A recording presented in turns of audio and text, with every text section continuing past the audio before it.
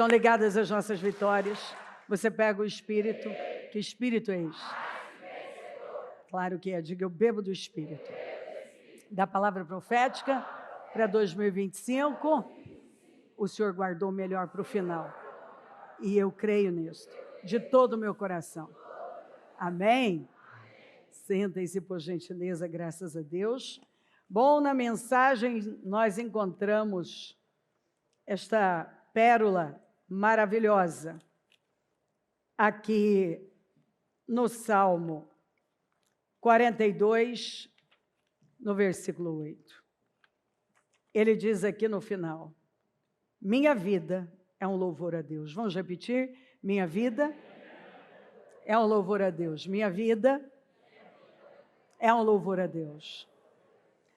Que coisa incrível você viver com essa perspectiva de que a sua vida é um louvor a Deus. Sua vida tem sido construída para adorar a Deus e impactar pessoas e inspirá-las a se tornarem adoradores também. Bom, tem uma história muito interessante sobre Raquel. Sabe, eu já vi isso acontecer com muitas pessoas. Pessoas cheias de sonhos, que estavam caminhando tão bem. Algo aconteceu com elas e elas permitiram que a amargura contaminasse tudo. E elas mudaram e elas se tornaram pessoas tão diferentes para o mal, irreconhecíveis. E sabe, eu creio que nós precisamos parar e fazer essa reflexão. Será que eu tenho me tornado melhor hoje do que eu já fui? Ou eu já fui melhor do que tenho sido hoje, mas eu tenho consciência que eu posso ser muito melhor do que eu venho sendo, até muito superior aos meus melhores dias. Essa jornada com Jesus, ela significa tornar-se como Ele. É no que você se torna dia após dia. E o Evangelho tem tornado você uma pessoa melhor, porque você está focado nele, ou você tem focado as dores, as perdas, e hoje não é mais Cristo que está no centro, mas o problema, a amargura, você.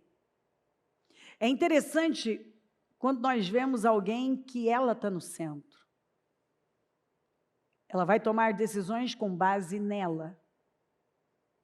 Com base, como disse, nas facilidades para ela, nas comodidades para ela, naquilo que é bom para ela. Mas para ela, quem? Para a sua carne. Raquel era uma moça vibrante, inteligente, bonita, representava bem o pai. Sabe aquele tipo de pessoa que encoraja os outros, motivada, motivacional? Sabe aquele tipo de gente que você gosta já de cara, é amor à primeira vista? Ela representava bem o pai, ela pastoreava o rebanho do pai, ela estava à frente ali dos negócios do pai. Mas algo aconteceu com Raquel, que afetou tanto a alma dela, a alma. Quando você é afetado na alma, e você começa a matar o espírito, E ele agora não tem mais a liderança. E é o que você sente, é o que você acha, é o que você quer que move você. E então eu vou ler o texto e nós vamos ver uma moça que estava sendo preparada para o casamento, viu um homem apaixonado que pela motivação que ela deu, ele fez coisas incríveis e parecia que nada daquilo tinha peso, porque era o que ele queria. E quando chega o momento dela viver o sonho, ao invés dela se vestir de noiva, ela vê um plano por trás e ela não pode fazer nada. E ela vê a irmã dela se vestir de noiva. Ela vê o pai trabalhando para vendê-las, porque mais tarde é o que elas vão dizer: nosso pai nos vendeu. Até então ela não via o pai dela daquele jeito. Mas agora ela vê o pai tratando elas como uma mercadoria. Óbvio, as moças podiam escolher, nós vemos no caso da Rebeca. Então mostra que a irmã, a Lia, aceitou fazer parte daquele plano. Talvez com aquela ideia, porque enquanto Raquel era essa moça diferenciada, Lia, a Bíblia fala que ela não tinha beleza, parece que ela não tinha um espírito vivo, parece ser uma moça de baixa, a autoestima dela era baixa, de forma que ela aceitou fazer parte de algo, usurpar o lugar da irmã. Ela aceitou ser vendida pelo pai e passar na frente da irmã, talvez por medo de nunca se casar, mesmo sabendo que aquele homem esperava ansiosamente pela irmã, mas ela aceitou fazer parte daquilo. E você vai ver que quando você se mete num negócio achando que você vai ter controle sobre ele e que depois aquilo vai melhorar e depois eu conserto, você vê que aquilo só se torna pior. Então a Raquel, ela não superou aquele baque. E ela se tornou uma pessoa amarga, invejosa, manipuladora, mística. Ela muda. Ela permitiu que aquele veneno, que foi a amargura, a decepção com o pai, a decepção com a irmã, fizesse com que ela se decepcionasse com a vida. E, obviamente, que aquilo atraiu uma esterilidade para a vida dela. Então, você precisa parar e levar isso a sério.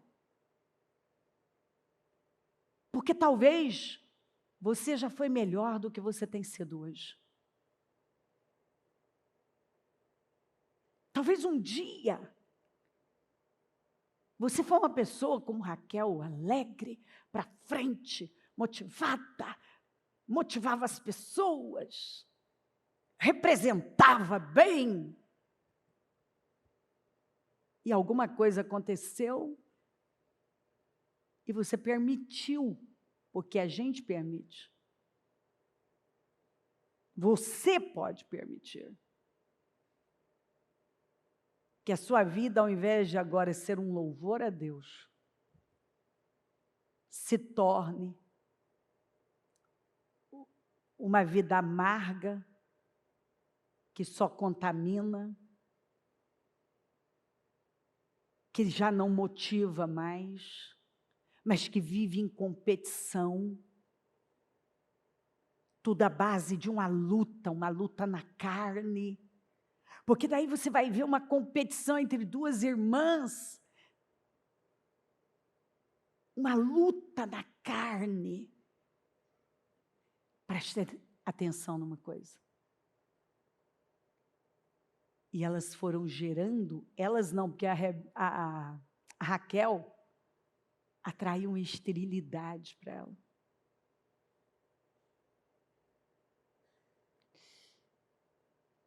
Mas a Lia, o mundo dela era ela, com o sentimento dela por Jacó. E ela foi gerando problemas. Porque você vai ver que os primeiros filhos que ela teve perderam o direito à primogenitura. Só Levi, que lá na frente, naquela situação, no deserto do bezerro de ouro, que essa tribo tomou a dianteira e mudou o destino. Mas você vai ver que os primeiros filhos, o primeiro filho, Rubem, nunca a tribo de Rubem teve expressão. Rubem perdeu a sua primogenitura. Mas o que quer dizer Rubem? Felicidade. Ela foi dando nome aos filhos de acordo com o que ela estava sentindo. Egoístas. Os egoístas. Eles só pensam neles. É o que eu sinto, é o que eu acho, onde está doendo. Você não me entende. Você não está na minha pele. Você não sabe o quanto eu sofri. Os egoístas e autocentrados. Eles não estão nem aí com ninguém. Eles não amam ninguém a não ser eles mesmos. E a vida vive em torno deles, do que eles sentem, do que eles querem. E eles dizem que amam os filhos. Ela amava os filhos, ela achava que amava. Mas a verdade é que ela não amava ela não amava nada. E Jacó, ela confundiu um sentimento de dependência emocional com amor. Porque a sua estima era muito baixa, a autoestima muito baixa. E então, ela tratou aquilo de amor, mas o foco do amor sempre foi ela. E ela tentou segurar aquilo. E agora Raquel, uma estéril. Cadê a menina vibrante? Que levou Jacó a conseguir afastar uma pedra de um poço, que tinha a hora certa para arredar aquela pedra e precisava de muitos homens, de tão pesada que era. Olha a capacidade dessa moça. Quando Jacó viu Raquel, filha de Labão, irmão de sua mãe, e as ovelhas de Labão, aproximou-se, removeu a pedra da boca do poço e deu de beber às ovelhas de teu tio Labão. Quando ele viu a Raquel, ela tinha um espírito motivador, ele se encantou tanto com ela, que ele moveu uma pedra de um poço que precisava de muitos homens para mover aquela pedra uma vez por dia. Tem pessoas que têm esse poder de levar o outro a fazer coisas que ele nem sabe que ele é capaz. Tem pessoas que têm esse poder de motivar pessoas num nível que elas fazem coisas que elas não acreditavam que elas seriam capazes de fazer. E esta mulher, a Raquel, ela tinha esse poder, alegre, cheia de sonhos, vibrante, para frente, motivada, motivacional. Incrível. Não é uma delícia você conviver com gente que faz você descobrir coisas que você nem sabia a seu respeito? Não é uma delícia você conviver com alguém que transforma a atmosfera mais pesada numa atmosfera leve? Não é uma delícia você conviver com alguém que leva você a descobrir do que você é capaz? Essa moça era assim. E Jacó se apaixonou perdidamente por ela. E a Bíblia fala aqui, então Jacó trabalhou 7 anos por Raquel, mas lhe pareceram poucos dias pelo tanto que a amava. Sabe quando você quer tanto uma coisa? Olha o que é a nossa perspectiva, gente. Tira um pouquinho do foco aqui, a perspectiva de relacionamento, e analisa quando você realmente está focado em algo de grande valor. Você investe tudo naquilo. Você é capaz de pagar um preço alto por aquilo. Por que as pessoas não são capazes de pagar o preço devido por coisas de valor? Porque elas não enxergam assim. Mas ele enxergou em Raquel algo de grande valor, de tal maneira que ele decidiu trabalhar de graça, porque ele não tinha nada. Ele chegou com um cajado, fugido do irmão, enviado pela mãe, e ele vive aquela experiência em Betel, incrível, faz um voto com Deus, e ele chega lá e dá de cara com aquela imagem. Aquilo foi um começo de vida, foi um recomeço, né? Aquilo encheu ele de esperança em construir uma grande vida com Deus, com o voto que ele já tinha feito, a presença, a coluna que ele tinha levantado ali. E agora ele dá de cara com Raquel. Ele se vê com tanta força, arredando a tampa de um poço que demandava homens, e ele sozinho fez aquilo. Ali ele já foi vendo, eu quero isso para mim. Aí o tio fala para ele,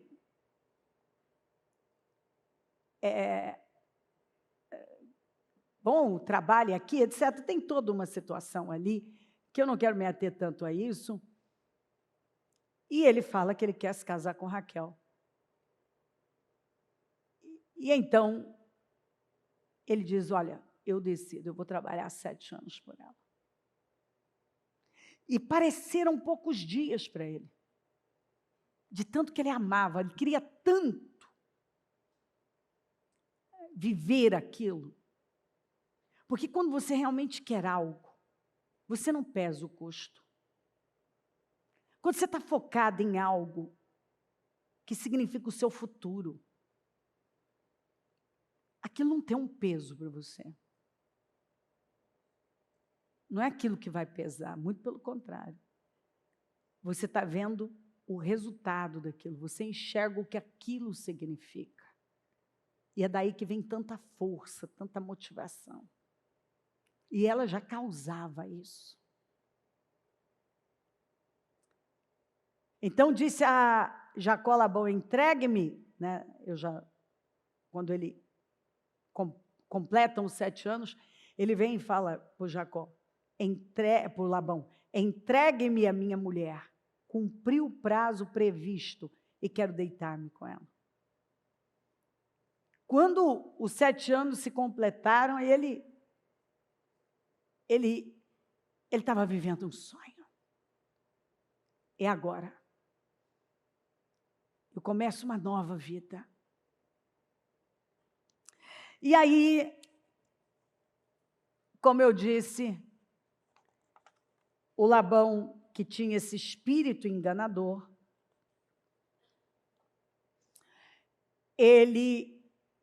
e o que você planta é o que você colhe.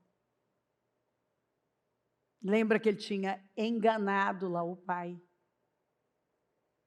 E agora, após 7 anos, ele está ali. Vou viver meu sonho. E ele não sabia que tinha um plano às escondidas.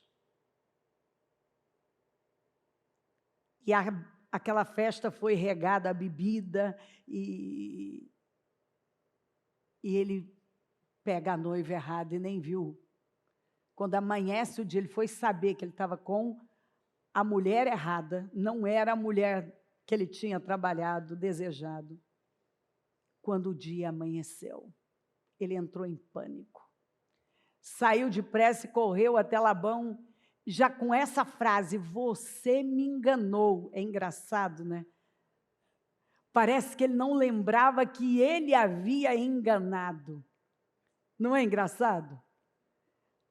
Porque o que a gente faz, a gente esquece, né? Mas o mundo espiritual não esquece. Você me enganou. E aí o Labão, que era um sujeito corrupto de coração, você vê claramente, ele não tinha esse problema, ele era ganancioso. Desde o início você vê que ele era ganancioso.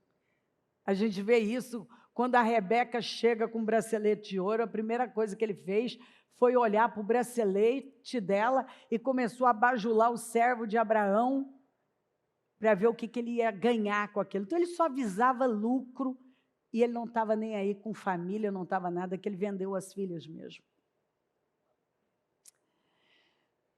Bom, e aí o Labão vem com aquela história que na terra era o costume da terra, da primeira mais velha, mas para ele ficar uma semana de núpcias com a Lia, que uma semana depois ele entregava a Raquel e ele trabalhava mais 7 anos para ele de graça. Você vê que a Raquel valia tanto para ele, quando algo realmente vale para você.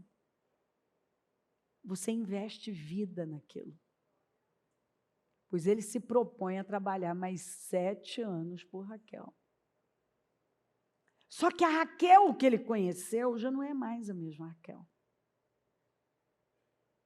Porque o baque a amargou. Ela não soube lidar com aquilo. E quantas pessoas que um dia elas foram como Raquel. Mas os acontecimentos da vida afetaram a vida delas. E agora elas vivem de cara fechada e remoendo o passado e remoendo as dores e remoendo o que aconteceu, e elas estão amargas, e aquilo que você nunca imaginou que pudesse sair de Raquel começa a sair. Essa moça pede a morte, essa moça se torna manipuladora, ela se torna uma pessoa mística. Você vê, quando ela abre mão de estar com Jacó para pegar as mandrágoras que Rubem tinha trazido para Lia. Porque agora ela estava buscando cura para a sua esterilidade em qualquer coisa. Sabe aquele tipo de gente que começa a fazer qualquer coisa para resolver seu problema, mas não vai direto para Deus? Você vai ver Raquel pegando a serva, imitando a Sara, em algo que a família sabia que não tinha dado certo já de início. E ela vai e repete um erro que ficou estampado, que era um erro claro, como o sol do meio-dia, que foi um grande erro.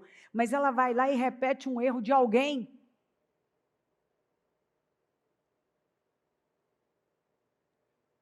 Por quê? Porque ela está contaminada. Cadê aquele potencial? Se foi. Porque a amargura, a ofensa, ela consome com tudo. Você agora responde às demandas da vida com as lentes da amargura. Então, como que você vê? Como que ela via tudo? Era uma guerra.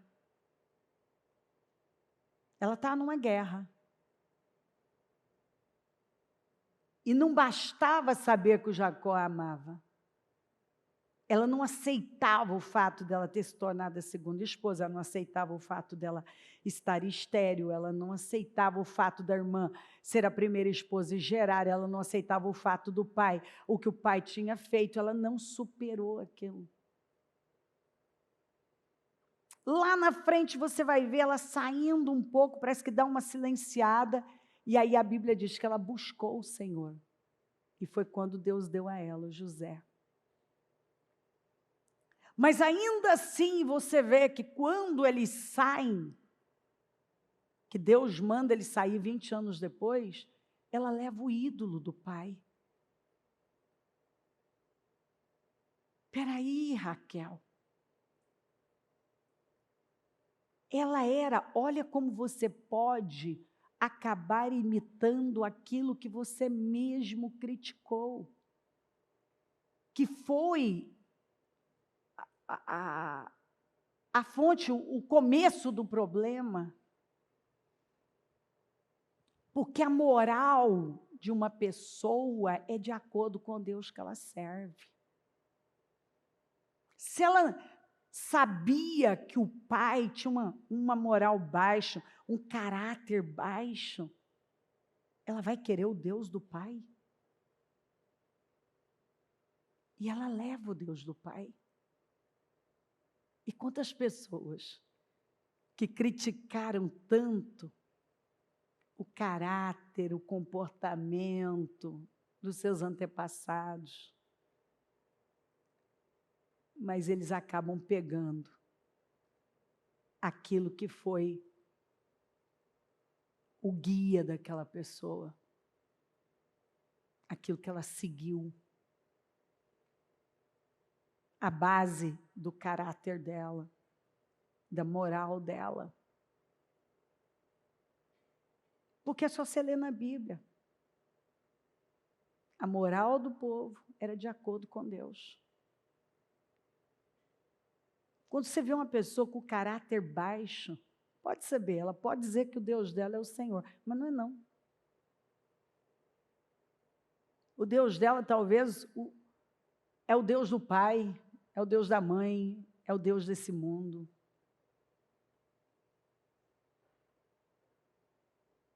E aí você já deve lembrar dessa história que o Labão saiu e foi atrás perseguindo. Mas quando Deus manda fazer uma coisa, ele financia. Deus o corrigiu e falou, não mexe mais com Jacó. Mas ele chega, encontra Jacó e cobra do ídolo. E Jacó não sabia que a Raquel tinha feito aquilo. E ele era o patriarca e ele carregava as bênçãos que foram liberadas a Abraão. Então, ele tinha autoridade. E ele liberou uma palavra e falou, o ídolo não está aqui, mas se alguém pegou o teu ídolo, que ele morra. O que aconteceu? A Raquel, logo ali, não demora, ela entra em trabalho de parto de Benjamim e ela morre no parto. Morre precocemente, sua vida é encurtada. E a moça, que começou tão bem, e tinha tudo para terminar melhor, termina dessa maneira, com seus dias encurtados, com a sua vida encurtada. Dá antes de morrer o nome de Benoni, que quer dizer filho da minha aflição.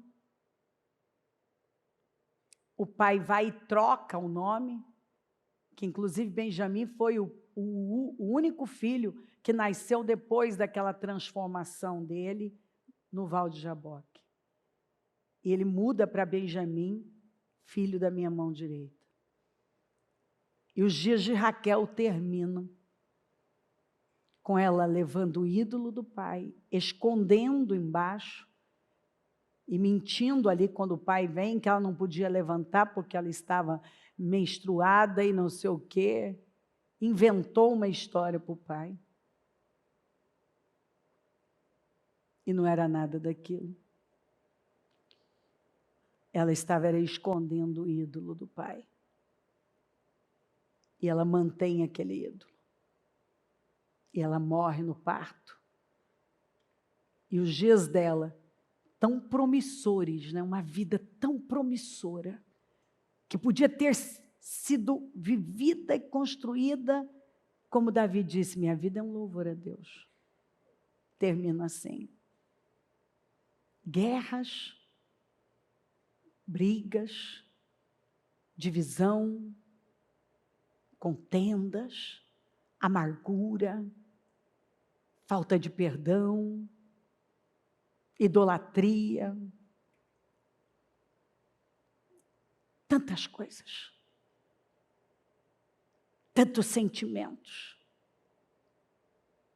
Quando o Senhor viu que Lia era desprezada, concedeu-lhe filhos. Raquel, porém, era estéril.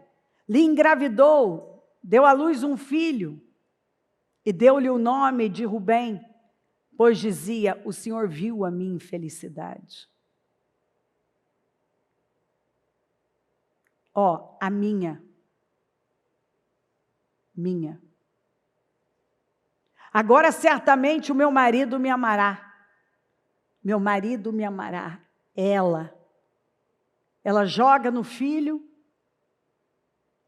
É Deus ver a minha, me amará, é eu. E ela vai afetando tudo ao redor dela. Você já conhece a história do Rubem, né? Oscilante como a água.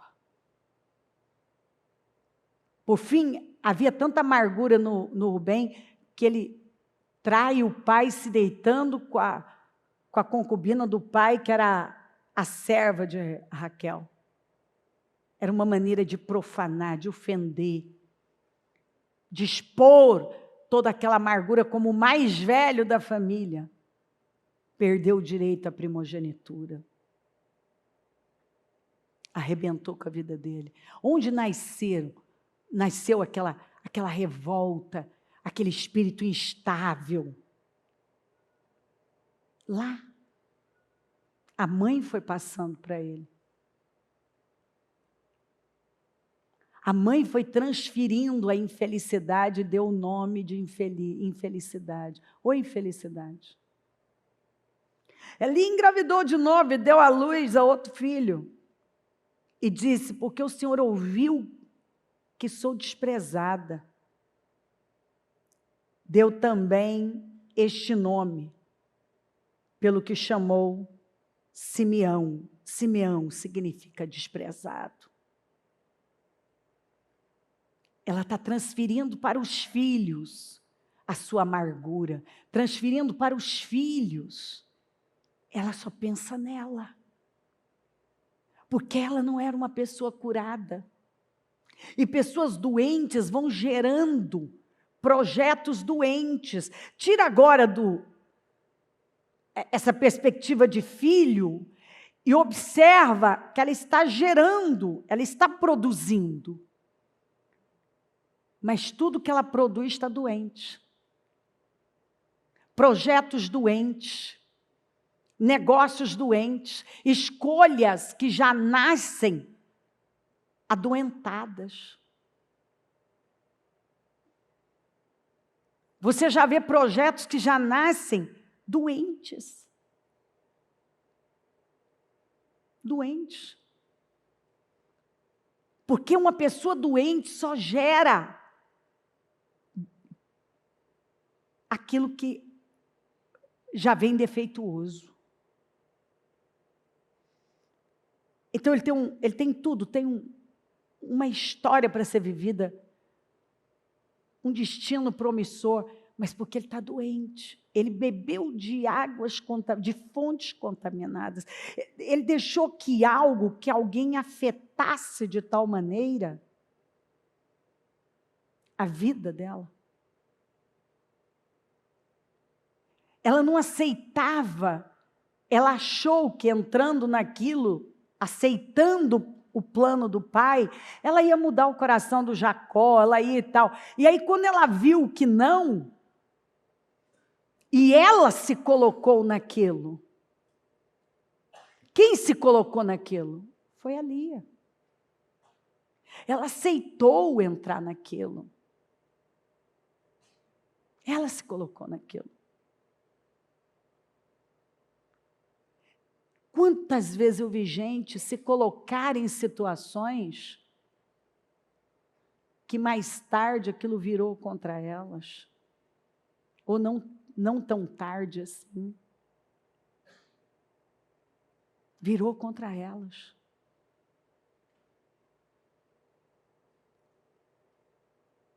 Quantas vezes eu vi gente que eram incríveis se tornarem amargas, pesadas, oprimidas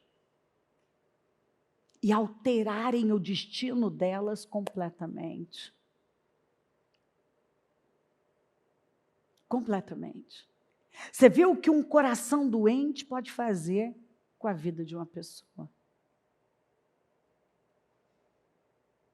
Quando você não supera, você não busca cura, porque a cura está aqui dentro. E remédio nenhum vai poder curar isso. Terapia nenhuma vai poder curar isso. É quando você acredita na verdade e você para de colocar você, problemas, dores no centro da sua vida e coloca Jesus. Enquanto algumas pessoas não saírem de cena, sabe qual é a maior libertação que uma pessoa sofre? A dela mesma. Enquanto algumas pessoas não forem libertas delas, porque a maior libertação que uma pessoa sofre é dela mesma. Enquanto você estiver no centro da sua vida, Cristo não estará. Enquanto um problema estiver no centro da sua vida, Cristo não estará. Enquanto a sua dor falar mais alto, tudo que você gerar, você pode até gerar, você pode até construir, mas você já gera algo doente, já constrói algo que é na areia. Que vai ser um problema que vai voltar contra você. E ela foi gerando a infelicidade, o desprezado, de novo engravidou, e quando deu à luz mais um filho, disse, agora meu marido se apegará a mim. Imagina ela dar um nome, olha aqui, porque eu já lhe dei 3 filhos, por isso lhe deu o nome de Levi. Imagina uma pessoa levar o nome que um dia alguém vai se apegar a mim. Um dia talvez alguém vai me amar, vai me querer. E você vai ver Rubem perder a primogenitura, você vai ver Simeão e Levi por conta da questão de Siquém, em que eles mataram brutalmente, com violência, os siquemitas. Eles também perderam. Você vê ela gerando a infelicidade, o desprezo, o desprezado, o meu marido se apegará a mim, lançando nos filhos as frustrações, até que ela gera o 4º filho. Parece que ela veio um pouco de lucidez ali, e foi quando ela gerou Judá. E ela fala, agora eu vou adorar a Deus. Agora eu vou dar louvor a Deus. Então ela para, sai de cena e bota Deus. E dá o nome de Judá. Você vê que agora ela está no espírito, neste momento, pelo menos. Ela diz, agora eu vou dar louvor a Deus. E você vê, Judá, mesmo com os percalços, mesmo com aquele desvio, ele retoma depois, e você vê ele dando certo. Né? Que Jesus vem da tribo de Judá, o leão da tribo de Judá. Você vê ele dando certo. Mas só quando ela dá louvor a Deus. Enquanto algumas pessoas não derem louvor a Deus, não colocarem Deus no centro,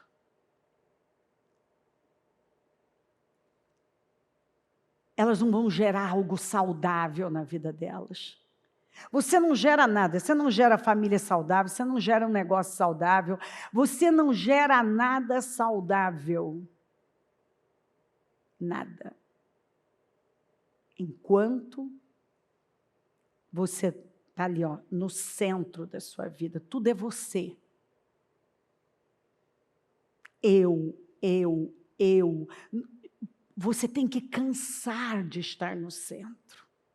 E tudo você, o que eu sinto, o que eu acho, e que está doendo, o que você fez, o que você não fez. A maior libertação que nós sofremos é a de nós mesmos. E algumas pessoas, enquanto elas não forem libertas delas, elas não terão uma vida saudável, um casamento saudável, um destino saudável. Às vezes você vê a vida da pessoa, ela tem tudo, mas não tem o principal, a libertação dela mesma. Ela continua no centro. Então, tudo é ela. Voltemos para Raquel. Quando Raquel viu que não dava filhos a Jacó, teve inveja de sua irmã. Por isso disse a Jacó, dê-me filhos ou morrerei. O Deus dela era vencer a competição com a irmã. A competição com a irmã, ela tinha que vencer aquela guerra com a irmã. E aí ela olha para a vida dela, a irmã está tendo filhos, ela não tem filhos. Ela começa a alimentar o quê? Inveja. Ela está com inveja da irmã. A inveja da irmã. Raquel com inveja. A Raquel não tinha motivos para ter inveja. O que aconteceu com a Raquel? A Raquel se perdeu em meio à amargura. Aquilo que aconteceu mexeu tanto, foi tão importante para ela que ela não superou.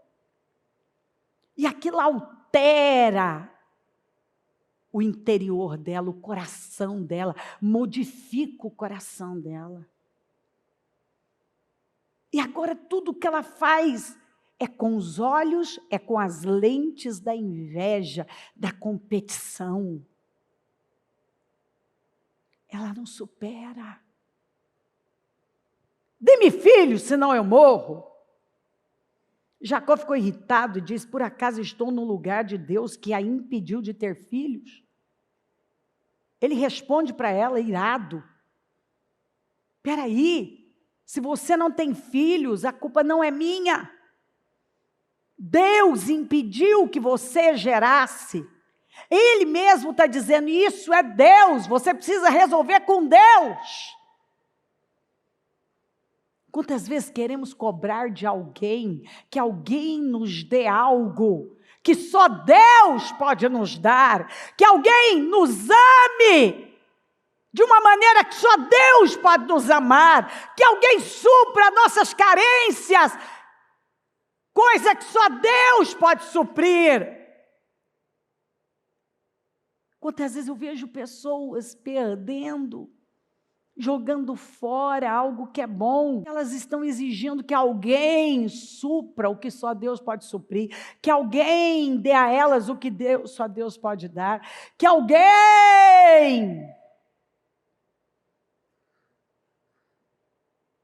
dê a elas, suprindo suas carências, curando suas dores, resolvendo seus problemas. Coisa que só Deus pode fazer. E é onde muitos casamentos não deu certo. Olha o casamento sendo abalado. Porque ela cobra do marido uma coisa que ele mesmo diz, só Deus pode dar isso para você. E não é o que muita gente faz? Está cobrando do cônjuge algo que só Deus pode dar? Está cobrando até dos pais algo que só Deus pode dar? E ao invés da pessoa ir para Deus, ela está cobrando. Ela está cobrando de alguém. Ela estava cobrando de um homem, ela estava cobrando do Jacó. A Lia tinha que, acima de tudo, encontrar o valor dela em Deus e não no amor de Jacó e em gerar filhos. Mas não fica muito focado na questão feminina e olha para dentro de você, peça para o Espírito Santo colocar luz. Porque talvez você tenha vivido assim, o seu valor está no que você faz, seu valor está no que alguém, no elogio de alguém, no que alguém vai te dar. Talvez você está cobrando igual a Raquel, que alguém dê algo para você que só Deus pode dar. Aí você transfere suas carências e dores e mazelas e misérias, como Lia estava transferindo para os filhos. A Raquel estragando com o casamento dela, cobrando do cônjuge dela uma coisa que só Deus podia dar. E não é o que muita gente tem feito. Então ela respondeu, aqui está Bila. Oh, meu pai, você já viu gente que age na carne e permanece na carne? E toda a decisão, agora você pensa assim, não, vai surgir uma luz aí, e essa pessoa vai fazer alguma coisa diferente com a vida dela. Ela vai e faz algo pior. Ah, é guerra? Então pega a minha serva. Já que não tem jeito, eu não vou para Deus, não. Eu não vou me humilhar diante de Deus. Pega a minha serva. Mais uma atitude na carne.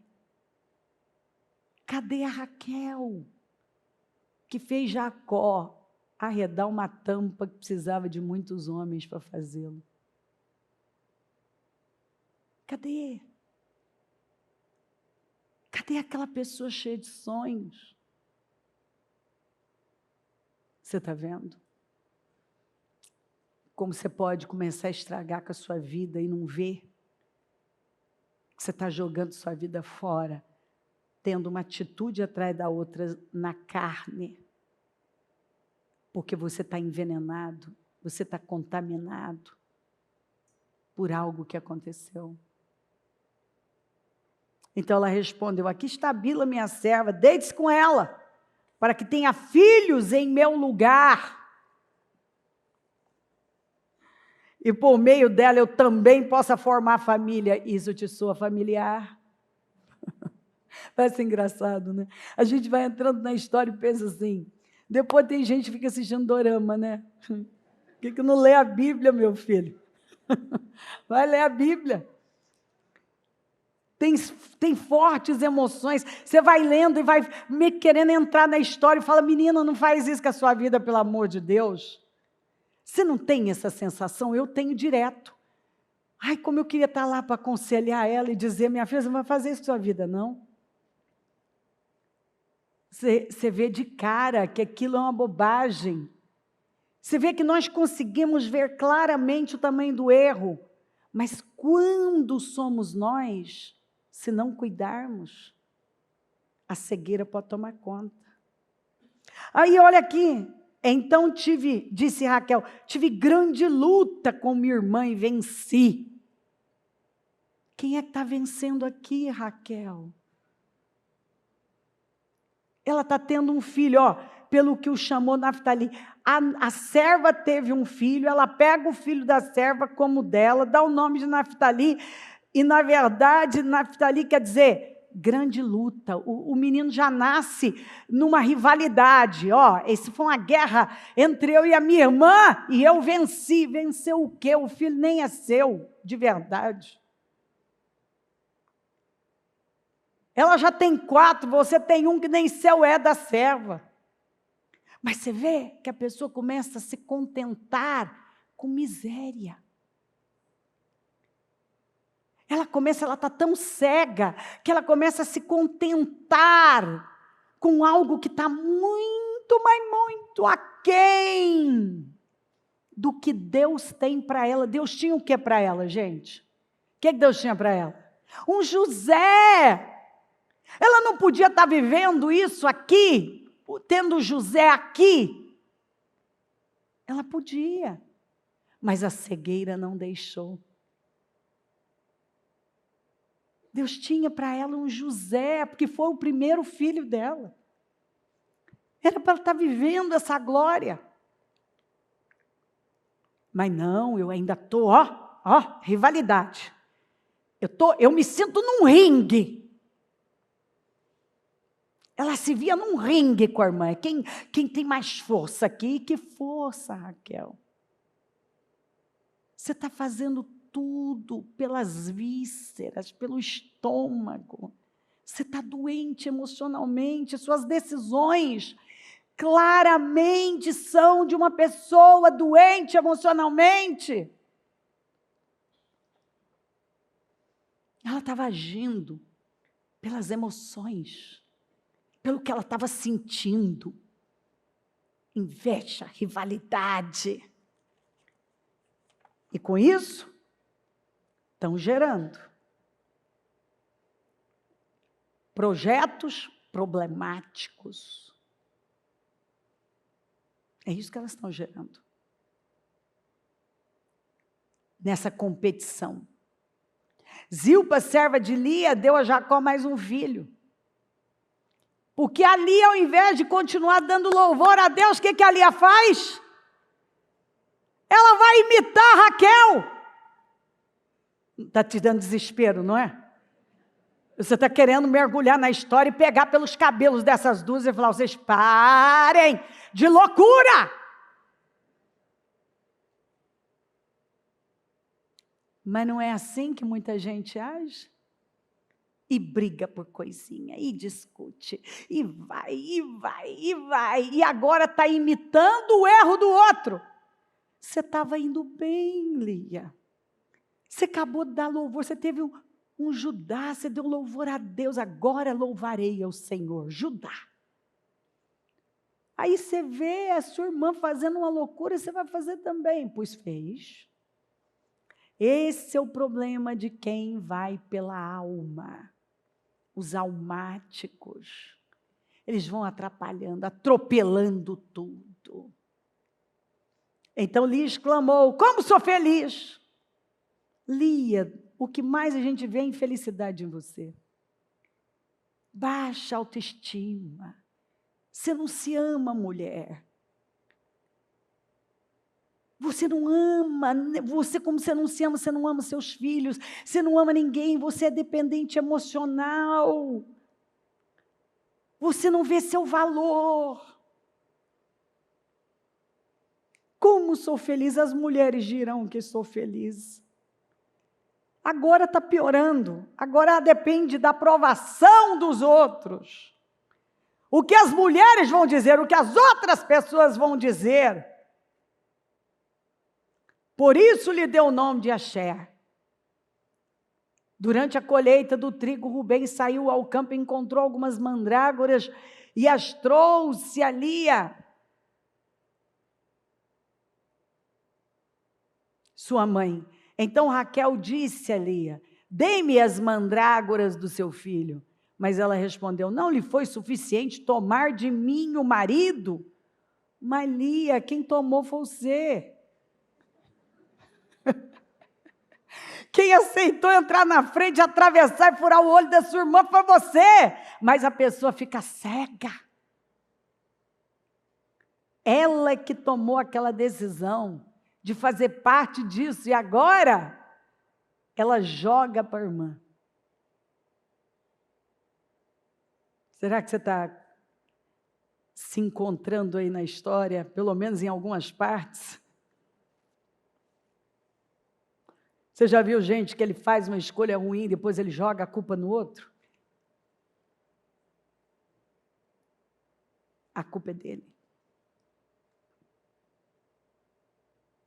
Não lhe foi suficiente tomar de mim o marido? Vai tomar também as mandrágoras que o meu filho trouxe? Então disse Raquel: Jacó se deitará com você esta noite, em troca das mandrágoras trazidas pelo seu filho. As mandrágoras eram uma planta que eles acreditavam, o misticismo, supersticiosa. Você vai vendo, a essência dela modificou completamente. Ela agora, ao invés de ir para Deus, ela pega que havia a ideia, pelo menos teoricamente, que mandrágora era, além de afrodisíaca, ela funcionava bem para a fertilidade. E ela agora, ela mostra que ao invés, era o dia dela estar com Jacó, ela vende aquele dia pelas mandrágoras. E óbvio que aqui tem uma lição importante, né? Não é o que muita gente faz. Ele troca aquele momento dele com Deus, o ir para Deus, o estar com Deus, o viver a intimidade com o Senhor, por alguma coisa natural que supostamente pode resolver o meu problema. Supostamente. Pois ela acreditou tanto na ideia que essas mandrágoras trariam fertilidade para ela. Quer dizer, agora eu uso essas mandrágoras e eu vou ser uma mulher fértil. Você já viu gente que não basta tomar decisões na carne, ela continua buscando saída fora de Deus, solução fora de Deus, definição, ela vai em busca do milagre dela em algo fora de Deus. Ao invés dela ir logo para Deus, ela continua botando a esperança dela em alguma coisa que alguém disse que pode funcionar, que pode ser muito bom. As mandrágoras vão curar a minha infertilidade. Tal coisa vai resolver o meu problema. O problema dessas mulheres está provado. Que, sim, elas viveram situações dramáticas, mas elas sucumbiram a elas. E o problema era interno, era um emocional doente que estava contaminando tudo nesta família, uma família sem paz, uma família em contenda, em divisão.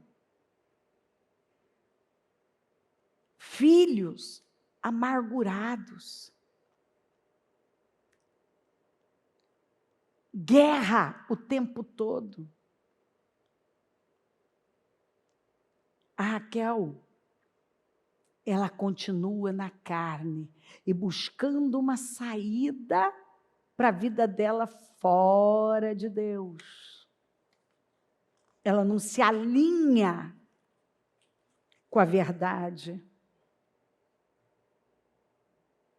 Bom, ela sai um pouco e parece que alguma coisa, não sei nesse inteirinho o que aconteceu, mas o que me parece é que ela cansou, pelo menos por um tempo, de viver naquela queda de braço com a irmã, naquele ringue, e naquela luta, e ela parte. As mandrágoras não deram certo. Ficar gerando filho da serva também não estava preenchendo a vida dela. Tudo que ela fez não a levou a lugar nenhum. Aí ela cansa e vai buscar Deus. E a Bíblia diz aqui, então Deus lembrou-se de Raquel. Deus ouviu o seu clamor e a tornou fértil. Aí você para e pensa assim, por que você não fez isso antes, Raquel? Por que você não foi logo para Deus, clamar a Deus, minha filha? Quanto problema você teria evitado, quanto sofrimento para a sua vida. Porque quando ela parou para buscar a Deus, Deus a tornou fértil. Quando ela parou e foi buscar a Deus, ela se tornou uma mulher fértil. E produziu o quê? E gerou o quê? Um José. Ela engravidou e deu à luz a um filho e disse, Deus tirou de mim a minha humilhação. Aí, minha filha, a única maneira de você ser ouvida e a humilhação ser tirada da sua vida é buscando a Deus. Deu-lhe o nome de José, que quer dizer, ela já mudou a cabeça dela. José quer dizer, Deus acrescenta, ela queria mais filho. E ela já colocou um nome profético. Você vê que ela não vai igual foi com Naftali e outros, ela não vai nessa linha mais de guerra, de competição. Agora ela já profetiza para o futuro. Deus acrescenta, José, Deus acrescenta. Deu-lhe o nome de José e disse que o Senhor me acrescente ainda outro filho. E acrescentou. E acrescentou. Só que o que destruiu com a vida dela, que encurtou os dias dela, foi aquela mente débil, né? De pegar o ídolo do pai. Exatamente o pai que tinha vendido, vendeu as filhas, que colocou as filhas naquela situação. Mas é aquilo que eu falo para você, enquanto uma pessoa não é curada e vive só de promessas e de críticas, ela não sai daquela situação. Ela vai acabar correndo para aquele padrão. Porque você só sai de um padrão à base da cura e não da amargura. A amargura te leva cada vez mais para aquele lugar. Quanto mais você critica aquela decisão, aquela atitude, você remoe aquilo, mais para aquela direção você vai. Quando você busca a cura, você sai daquilo. A Bíblia fala, voltem à sua fortaleza, ó prisioneiros da esperança, pois hoje mesmo anuncio que restaurarei tudo em dobro para vocês. Deus nos quer prisioneiros da esperança. Eu me torno uma prisioneira, acorrentada à esperança. O que é esperança? Esperança é esperar pelo melhor. Eu decido esperar pelo melhor. Porque enquanto eu estou pensando no pior, eu posso sucumbir mesmo, eu vou para um poço, um lamaçal. Igual aconteceu com Jeremias, mas ele, graças a Deus, acordou a tempo e saiu. Olha o que ele estava lembrando. Lembro-me da minha aflição, do meu delírio, da minha amargura e do meu pesar. Lembro-me disso tudo e a minha alma desfalece dentro de mim. Não é mesmo? É claro. Fica pensando no pior para ver se você não fica até doente. De um problema emocional, agora é um problema físico. E ele vai, e ele vai, e ele vai. E ele vai mergulhando nisso. Até que, sabe, ele dá aquele start, ele dá aquela despertada e ele endireita. Ele endireita o curso da vida dele. E ele diz, contudo, quero lembrar do que pode me dar esperança. Eu quero lembrar daquilo que pode me dar esperança na vida. Eu tenho que ser uma prisioneira da esperança, um prisioneiro da esperança, e me focar em coisas que vão me dar esperança. Porque se eu ficar remoendo aquilo que mata a minha esperança, aquilo que mata meus sonhos, vai modificar a minha essência, vai me adoentar por dentro, e com isso, pessoas feridas vivem sangrando em toda parte. E elas perdem o destino delas. Graças ao grande amor do Senhor, é que não somos consumidos, pois as suas misericórdias são inesgotáveis, renovam-se a cada manhã. Eu vou me agarrar a isso. Grande a tua fidelidade, digo a mim mesmo, tem que falar com você, pregar para você, antes de pregar para os outros, você prega para você. A minha porção é o Senhor, portanto nele porei a minha esperança. O Senhor é bom para com aqueles cuja esperança, estão esperando, está nele, estão esperando por ele, olhando para ele, para com aqueles que o buscam. Aí Raquel, quando buscou, ela viu a bondade do Senhor. É bom esperar tranquilo pela salvação do Senhor.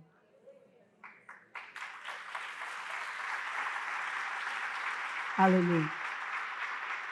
É lindo. Davi, o salmista, assim como o cervo bebe água no riacho, eu quero beber de ti, ó Deus. Ele era um poeta, né? Goles profundos de Deus. Ah, se todos estivessem tomando goles profundos de Deus. Estou com sede do Deus vivo e me pergunto, será que conseguirei chegar e beber na presença de Deus? Estou numa dieta de lágrimas, lágrimas no café da manhã, lágrimas no jantar. Durante todo o dia as pessoas batem à minha porta, importunando, onde está esse seu Deus? Ele vivia um momento difícil, mas ele está à procura de Deus. Essas são as coisas que relembro sempre, esvaziando os bolsos da minha vida. Eu vou relembrar do quê? Daquilo que vai me dar esperança. Eu vou esvaziar os bolsos, eu não vou carregar nada comigo que vai atrapalhar o meu caminho. Porque se eu ficar aqui olhando para os problemas e para a gente que vem na minha porta só para me importunar, para questionar a minha fé, eu vou me adoentar. Eu não quero isso. Sempre estive à frente, eu vou lembrar do quê? Sempre estive à frente da multidão de adoradores, é disso que eu vou lembrar. Era eu quem os conduzia, ansioso pelo início da adoração, louvando em voz alta, cantando ações de graças, celebrando todos nós a festa de Deus. Eu vou lembrar desses dias de adoração, dos grandes avivamentos da minha vida, daqueles momentos que Deus me avivou e me levantou. Eu vou tomar goles profundos de Deus. Aí ele fala com ele. Não é gostoso que você para de falar dos outros e com os outros, e você começa a falar aqui, ó, com a sua alma. Por que está deprimida minha alma? Por que chora de melancolia? Olha ele pregando para ele, olha para Deus, e logo louvará outra vez. Isso vai passar, minha alma. Isso vai passar, você não vai se amargurar, não. Você não vai virar uma Lia e uma Raquel, não. Ele põe um sorriso no meu rosto. E é verdade, Deus põe um sorriso no nosso rosto. Quando minha alma está deprimida, recito tudo o que sei a teu respeito. Ô, gente, Não é isso que a gente fala o tempo todo? Declara, profetiza, traga a palavra. O que o Senhor disse para Josué? Fale a palavra, medita nela. Quando é que eu faço isso? Quando a minha alma começa a se deprimir, como é que eu vou? Eu vou me entregar àquele sentimento? Não, agora eu vou me encher da palavra. Quando minha alma está deprimida, recito tudo que sei a teu respeito, das profundezas do Jordão às alturas do Hermon, incluindo o Monte Mizar. O caos atrai caos. Eu não vou ser maluco. Se a minha alma está um caos, eu vou atrair mais caos. Eu já estou deprimido, já está caótico o negócio, eu vou atrair mais. Brigando com pessoas, cobrando dos outros, reclamando, murmurando com desabafos. O caos atrai caos no ritmo das corredeiras. Olha uma corredeira. Se você for nessa linha, olha uma corredeira. Ninguém segura. O negócio perde o controle. Sua arrebentação poderosa me despedaçou e esmagou. Mas o Eterno, prometeu me amar durante o dia e cantar para mim a noite inteira. Minha alma é um louvor a Deus. Minha vida é um louvor a Deus. Tá aí, os vencedores escolhem o caminho certo. Não ir no ritmo das corredeiras, não buscar mais caos. E gerar caos, como Lia, como Raquel estavam gerando. Não. Eu vou pregar para mim. Eu vou esperar por Deus. Eu vou fazer da minha vida um louvor a Deus. Eu não vou me entregar à amargura. Quando você vê o Estevão sendo apedrejado, você vê um semblante como, gente? De desespero? Ou um semblante suave, sorrindo, vendo Jesus se levantando e dizendo que, Senhor, não imputa sobre eles esse pecado. Ele não deixou que aquela maldade afetasse a vida dele. Ele fez da vida dele um louvor a Deus. E é o que o Senhor está nos chamando. Ele está chamando o seu povo para esse lugar alto. Saia desse lugar baixo, dessa contaminação. Para de beber de fontes contaminadas. Para de se entregar ao que te acontece, ao que aconteceu a você. Porque tudo que vem na nossa vida pode se transformar num maior testemunho da minha vida ou na minha ruína. Você pode ver duas pessoas e duas perspectivas. Pessoas que passaram pela mesma coisa, mas a resposta que cada uma deu uma resposta de fé, outra de se entregar à amargura. Aí você vê aquela com a vida parada, estagnada, deprimida, e a outra transformou aquilo num testemunho, transformou na sua mensagem e foi embora. E foi embora. Então, Deus está esperando de nós uma resposta de fé.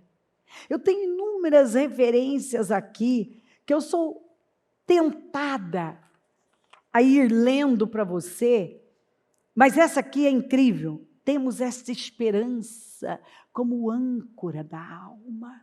A esperança é a âncora da alma. quando eu não paro de esperar. Você sabe o que é uma âncora? Nós precisamos soltar aquelas âncoras da ofensa, da amargura que estão nos prendendo num lugar de derrota e nos agarrar à âncora da alma, que é a esperança. Esperar por Deus, esperar pelo melhor, entender que tudo coopera para o nosso bem. A pior coisa veio, de acordo com a Bíblia, para se transformar numa vitória, num milagre, num testemunho, na minha mensagem. Nós somos curados para levar cura. Mas algumas pessoas é como se elas não quisessem ser curadas. É tanta cegueira. Elas brigam por coisas bobas, inúteis, lamentáveis. Elas estão paradas em algum lugar. Elas ficam lá, a mente, passando por aquilo, dia e noite. Elas não aceitam a cura que o Espírito Santo está dando. A cura da paternidade. A gente fala muito da falta de pai, mas tem muita gente doente por causa da mãe. A mãe foi terrível. Foi terrível e falta a mãe. Enquanto eu não tiro o olhar daquela mãe que me feriu e coloco o Senhor no centro, eu continuo parada lá. E talvez, de alguma maneira, repetindo muito da história dela. Por quê? Porque pessoas feridas ferem. Pessoas machucadas continuam machucando. Pessoas que estão com feridas abertas passam a vida sangrando nos outros. Eu preciso parar. Chega. Tem gente que tem um casamento maravilhoso, tem tudo para dar certo, mas estão estragando com o casamento. Por causa do quê? Quando você chega perto, por coisas ridículas, bobas, imaturas. É tanta imaturidade.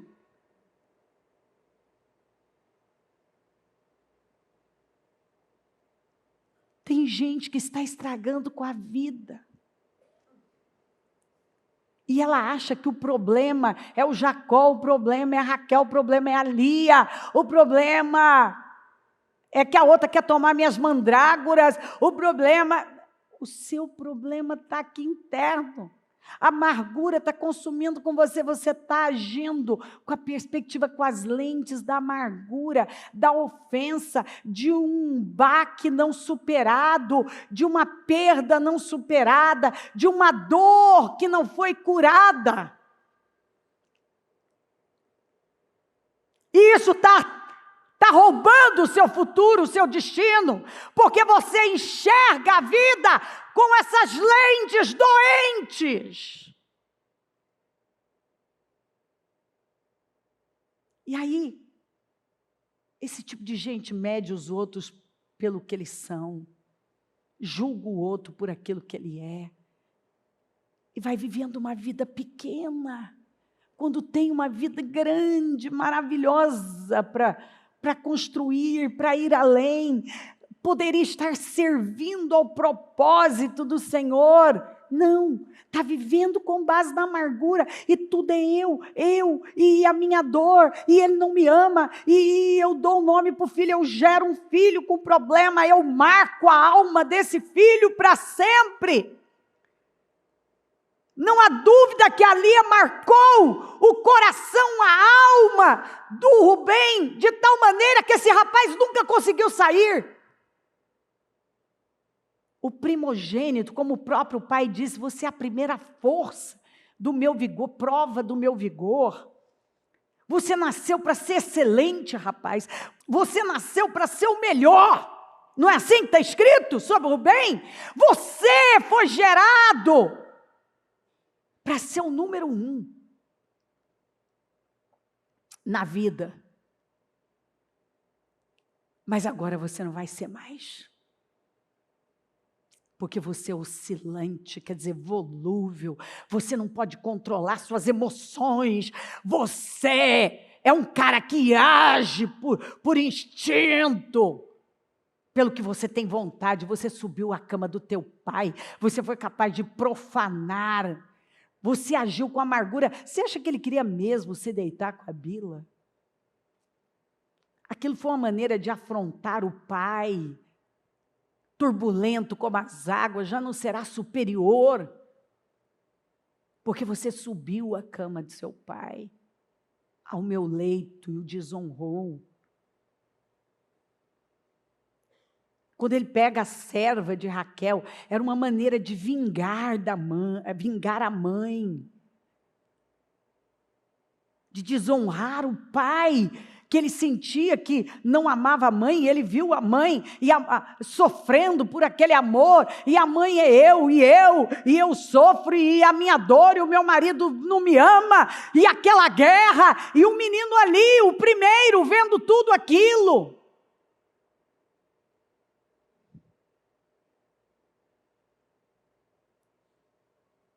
Ele podia ter saído daquilo. A mãe marcou ele profundamente. Ele podia ter saído daquilo.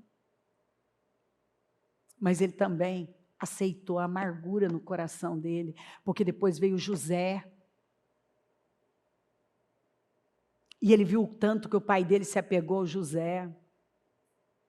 E ele era o mais velho, mas o pai era apegado ao José. E esses são os erros que as pessoas cometem.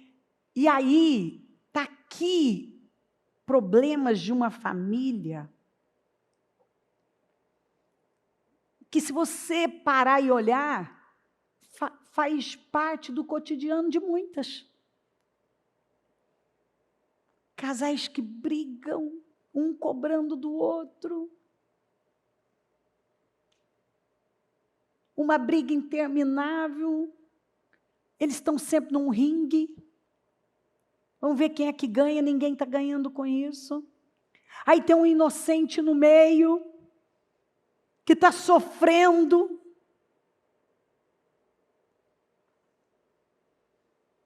Aí daqui a pouco esse inocente cresce, cheio de marcas na alma. E vai que ele não dá conta de sair como Rubem não deu.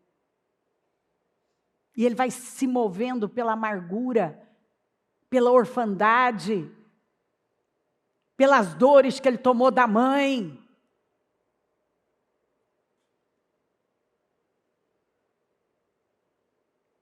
E aí você vai vendo histórias se repetindo. E aquilo nasceu do nada.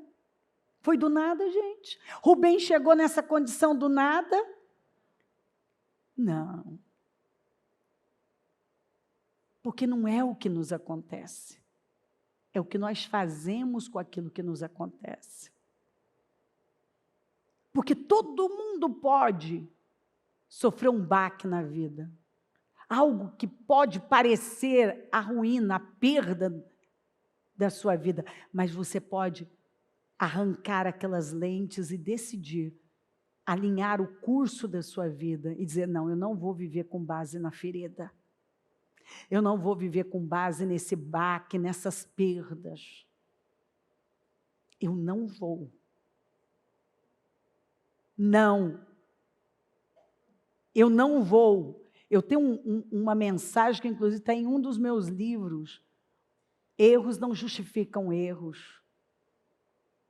Às vezes você vai lá e faz uma coisa pior. Quando o Rubem subiu à cama do pai dele, ele acabou fazendo pior do que todos. Pior que a mãe dele, pior que a tia, pior que o pai. Ele fez pior.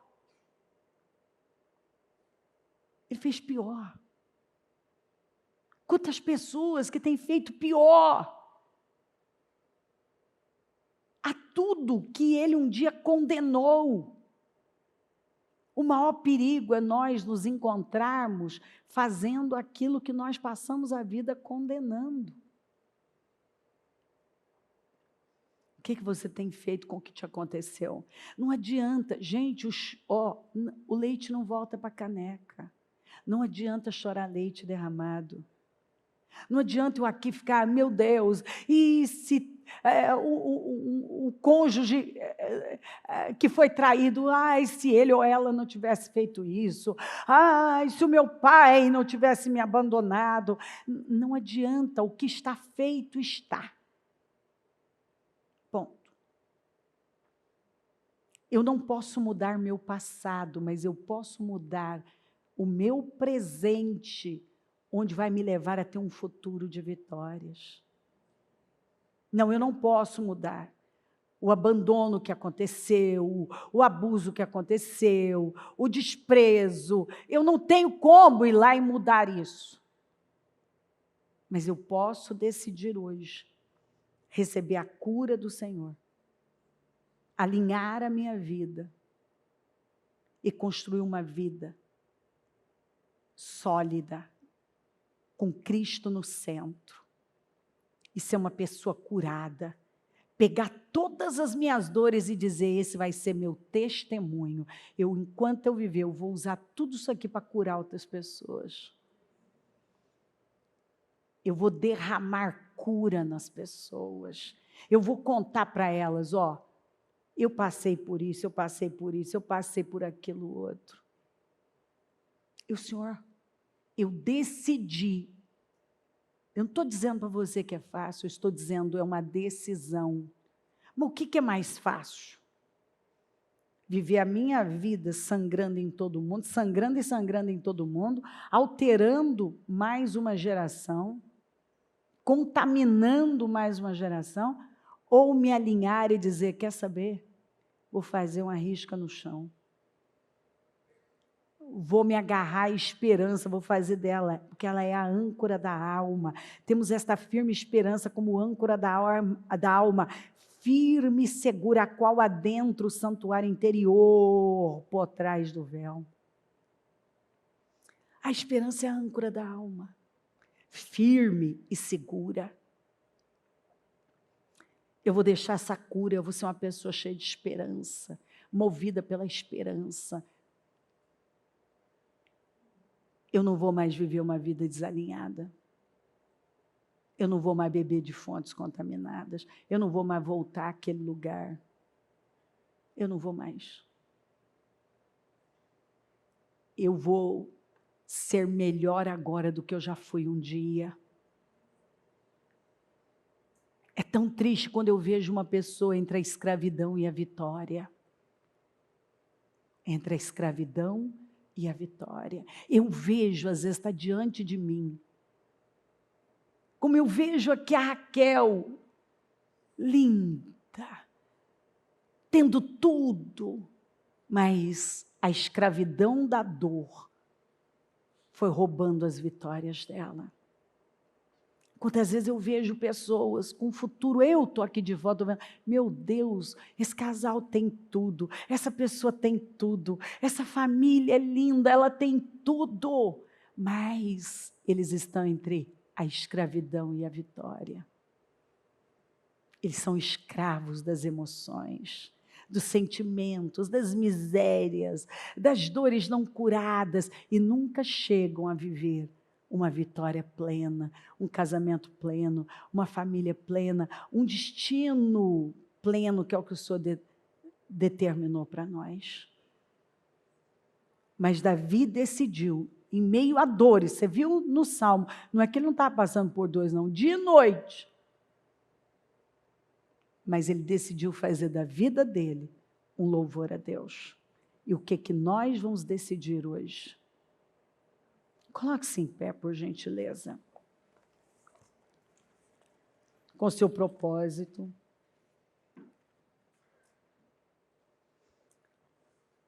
Minha vida é um louvor a Deus. Como eu decido viver a minha vida? Após um baque, após uma dor, após uma perda.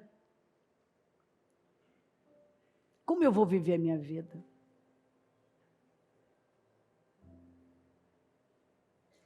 Vai definir meu destino.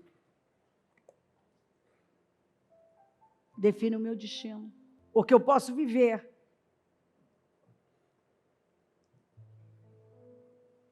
uma vida com as lentes da dor, das perdas, e eu posso viver uma vida com as lentes da cruz,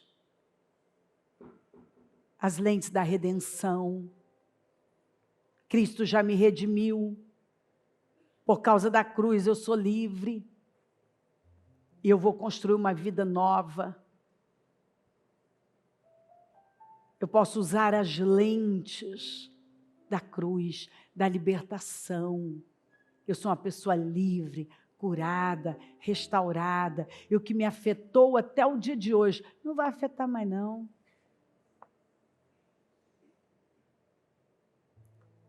Não é uma maravilha quando você se levanta e diz assim, olha, tal coisa tinha o poder de me destruir, mas eu decidi crer na verdade, não nas mentiras de Satanás. E eu construí uma vida na rocha, em nome de Jesus. Você colocou mudanças aqui, ó. Mas mudanças não acontecem do nada. Mudanças não acontecem do nada. Decisões precisam ser tomadas. Você pode repetir a história da sua mãe, a história do seu pai. Você pode ser hoje o marido que você criticou, que o seu pai foi, a mulher, a esposa que você criticou, que a sua mãe era. A mãe que você talvez quando menino ainda falou, eu não vou ser como ela, menina, ou disse, eu não vou ser como meu pai, e talvez você tem com tantas oportunidades de fazer diferente, com palavras, com orientações, você está aceitando repetir história, numa outra geografia, num outro contexto, num outro tempo, mas a dor te acompanha, a ferida que te governa. Você toma decisões com base na ferida. Toda vez que você é pressionado, você toma decisões com base na dor. E aí, você se torna uma pessoa difícil de convivência. Você já viu pessoas que elas são dificílimas de convivência? Às vezes elas têm um cônjuge que tem tudo, aquele casamento tem tudo para dar certo, mas elas não estão curadas, então elas tornam aquilo um tormento.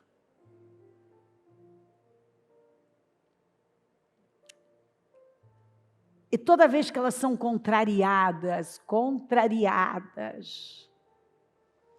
elas estão sempre liberando aquela palavra que uma hora vai se cumprir.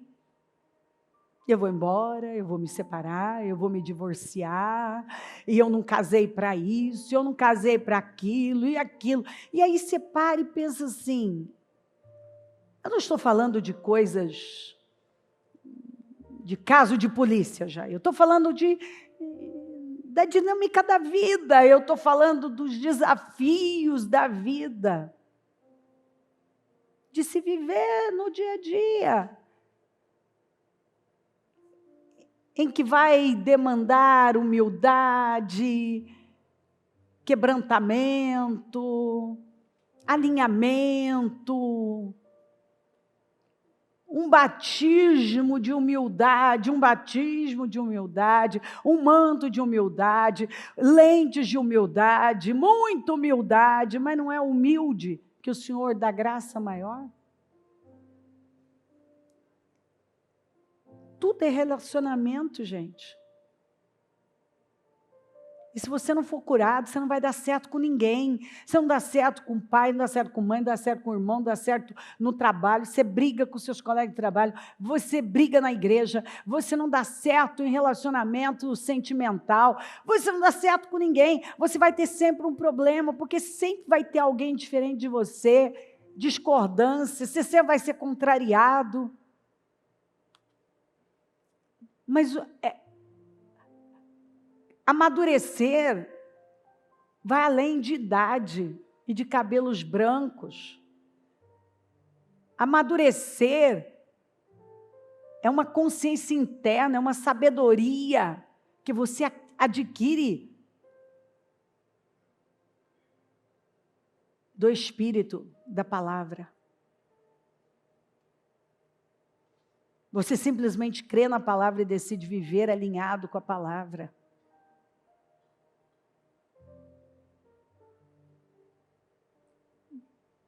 E eu preciso mergulhar fundo na palavra. E não permitir que Satanás destrua com a minha essência, com o meu destino, com o meu futuro.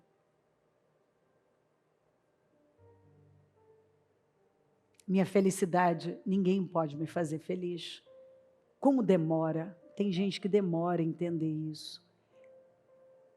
Até porque se eu não quiser ser feliz, e felicidade provém do Espírito e não de coisas, ou de alguém.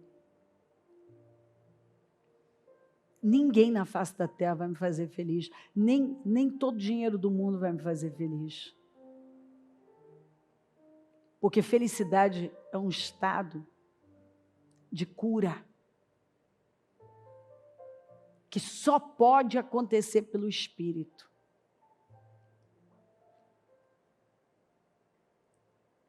Enquanto algumas pessoas estiverem projetando, continuar projetando o resultado que ela diz que quer no outro, que o outro dê a ela, ela vai se encontrar cansada e frustrada. Até porque, deixa eu dizer uma coisa para você, que lidando com pessoas há muito tempo, eu descobri que a maioria não sabe o que quer. Não sabe, nada preenche. Às vezes o cônjuge faz de um jeito, é o que ela disse que queria, ou ele disse que queria, aí já não está bom, aí faz de outro jeito, também não está bom. Porque as pessoas projetam nos outros, ou em alguma coisa, esse resultado de que eu vou estar pleno, vou estar feliz. E não é. É um encontro seu com Deus. Enquanto você não faz da sua vida um louvor a Deus, você não encontra essa paz e essa alegria. E é incrível, porque daí já não tem mais a ver com o outro, nem mesmo com você. Tem a ver com o que você sabe que é a verdade. E você vai ter uma cosmovisão bíblica. Então, toda a definição de vida vai ser com base no que você sabe que é a verdade. Você tem uma visão de vida. E é uma visão bíblica. Então, você já sabe o que fazer, como resolver as coisas. É com base no que a palavra está orientando. É onde você encontra a paz. Você não quer mais guerra, você não quer guerra sem recompensa, você não está mais no ringue da vida, você não está mais naquela situação cansativa de cobrar dos outros algo que só Cristo pode nos dar. Ora a Deus. Não é por acaso que veio a palavra de sexta, a primeira palavra do encerramento do jejum, e vem essa palavra agora. Porque às vezes a gente coloca aqui, ó, Senhor, eu quero mudança nisso, quero mudança naquilo, e a verdade é que a mudança que eu preciso vai além de um relacionamento com alguém, ou um dinheiro, ou um problema financeiro. É um padrão que precisa ser mudado. É uma mudança aqui interna que vai mudar todo o contexto da minha vida aqui fora. Espírito Santo, nós estamos aqui e é visível que o Senhor está insistindo num assunto. O Senhor está aqui colocando luz nas trevas. O Senhor está dando clareza sobre a verdade. Uma verdade que muitas vezes, para muitos, é ignorada, Senhor. Mas para alguns até era desconhecida mesmo. Ela nunca tinha tomado consciência. Mas a maioria ignora esta verdade. Não é que não tem conhecimento, é que a ignora. E com isso vão protelando um sofrimento. E a raiz disso, Senhor, é o orgulho, é a amargura, porque a raiz de todo pecado é o orgulho. E algumas pessoas ficam gemendo num canto, com aquela mentalidade infantil, de que não vão ceder, ou não vou dar o braço a torcer, eu não vou reconhecer, e elas não estão vendo que somente elas é que estão gemendo, estão perdendo a vida delas, o tempo delas. Elas vão se tornando, meu Deus, que triste, quando eu vejo alguém que foi luz, foi tão importante, e se tornando ao longo da história dos anos irrelevante. Sua palavra perde a credibilidade, a pessoa perdendo a importância, porque ela vai matando nas pessoas tudo que era bom em relação a elas. Elas vão sabotando a própria vida e vão alterando com o destino delas. Oh, meu Pai, eu oro para que nenhum venha matar no outro a importância que tem, para não transformar uma paixão, uma admiração profunda num sentimento de pavor,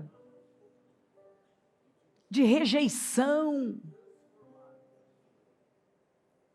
porque é tão fácil, Senhor, uma pessoa que um dia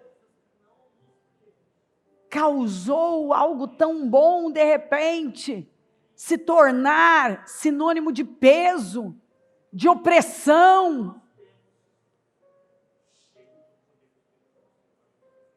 Eu oro, meu Deus, coloca luz, entra com cura, mas ela tem que querer. Eu oro para que ela esteja aberta à cura, à libertação, que ela esteja agora abrindo o coração, rasgando e dizendo: Pai, eu não quero ser mais assim, reptiliana, eu não quero mais viver à base de emoções, eu não quero mais definir a minha vida pelo estômago, pelas vísceras, eu não quero mais viver esta vida pequena, eu não quero mais estragar com meu destino, com os relacionamentos, eu não quero mais sangrar em ninguém, eu não quero mais ser uma cobradora, eu quero ser uma pessoa transformada, uma saradora de vidas. Eu oro, Senhor, para que o Senhor entre em ação agora, da consciência, e que a maturidade assuma o lugar da imaturidade, da infantilidade, porque quando eu era menino, eu fazia coisas de menino, andava, raciocinava, quer dizer, eu pensava como menino, eu tinha uma mentalidade infantil, mas agora que eu conheço a verdade, que eu me tornei adulto na fé, eu agora tenho a cabeça de Cristo, a mente de Cristo, uma mente madura, que é uma mente que concilia, a mente do amor. E o amor tudo sofre, tudo suporta, tudo crê, tudo espera, não suspeita mal.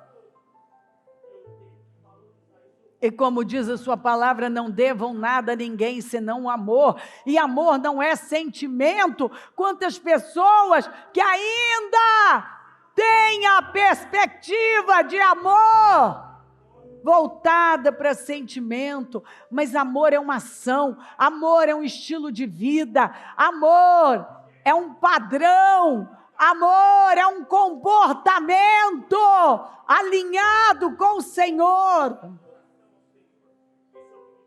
Eu oro, Senhor. Eu não sei o que ela colocou aqui nesta pasta, mas eu consagro a pasta e eu declaro, Senhor, a materialização dessas mudanças. Eu tomo posse dessas mudanças e eu sei pela palavra que muitas mudanças não tem a ver com algo externo, mas totalmente interno. É a mudança do coração, é a mudança interna, porque a verdade é que vencer é uma tarefa interna. Eu oro por essa conscientização, eu oro para que ela tome consciência, que ela viva pelo Espírito e não pela alma. Eu oro para que ela te conheça, porque quem não te conhece cria um Deus parecido com a pessoa. Vem, Espírito Santo, toma os corações e faz aquilo que só o Senhor pode fazer. Fala e faz essa obra. Eu abençoo a igreja e que neste último jejum da manutenção dos projetos de conquistas, ela possa realmente deixar o Senhor completar a obra, de transformá-la num odre novo, para que o Senhor possa derramar esse vinho novo e trazer definições para tudo que ela projetou para 2025, tudo que ela pediu lá em janeiro, tudo que ela tem esperado, mas não é tarde demais, porque o final é melhor do que o início, e como termina é que importa. E eu vejo o Senhor aqui trabalhando isso. O problema está no coração. O coração é enganoso, quando muda dentro, muda fora. O nosso resultado aqui de fora é resultado do que está dentro de nós. O nosso mundo interior reflete no mundo exterior. E quando o nosso mundo interior é sarado, o nosso mundo exterior é completamente curado. Eu oro para que ela vá para o campo mais alto, onde ela sofre uma libertação dela e vive para algo maior do que ela. Ela vive para o Senhor. E ela se torna útil para o teu reino.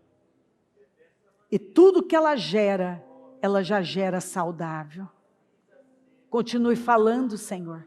Continue tocando profundamente. E que nenhuma pessoa saia indiferente a tudo que está recebendo e ouvindo, para a honra e a glória do teu nome. É o que eu peço, Pai. Em nome de Jesus, em nome de Jesus. Amém. O Evangelho de Jesus Cristo é a boa notícia. Jesus tomou o nosso lugar pela punição do pecado, para que pudéssemos entrar em seu lugar de vida eterna. Eu convido você a se voltar para o Senhor em seu coração e dizer: eu o recebo como meu Senhor e Salvador. Eu entrego tudo nas suas mãos. Eu deixo todas as partes da minha vida que não o honram e passo a viver, a partir de hoje, intencionalmente, para servir, honrá-lo e celebrá-lo como meu Senhor e Salvador. Jesus é a porta de salvação. É o caminho, a verdade e a vida. Ele é o pão e Ele te ama.